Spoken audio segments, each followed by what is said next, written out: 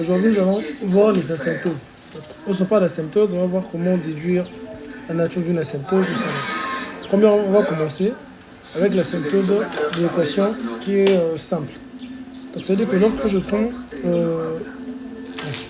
veux dire simple, c'est pour dire, on a d'abord premièrement les asymptotes qui sont verticales, on a les asymptotes horizontales, et on a des branches paraboliques, et on a des asymptotes obliques.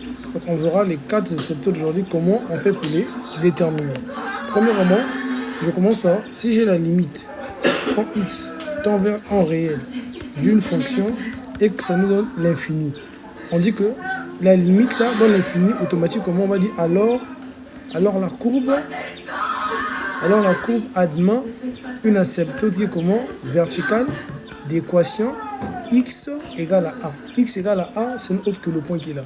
Et lorsqu'on prend la limite, quand x tend vers l'infini d'une fonction et que ça nous donne un réel, ici on dit que alors la courbe admet une asymptote horizontale d'équation y égale à b.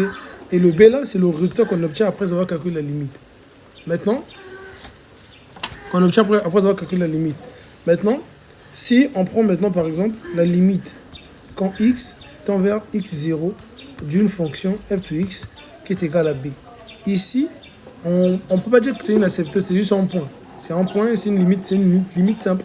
Et lorsqu'on prend la limite, quand x tend vers l'infini d'une fonction et qu'on obtient l'infini, ici on dit qu'il y a existence des branches infinies. Et les branches infinies là, c'est là où on va voir comment on les calcule. Maintenant, pour les branches infinies, ici, ce qu'on doit savoir, c'est que sur les branches infinies, on a plusieurs sur les branches infinies. On a des branches infinies, que ça dépend des résultats qu'on obtient.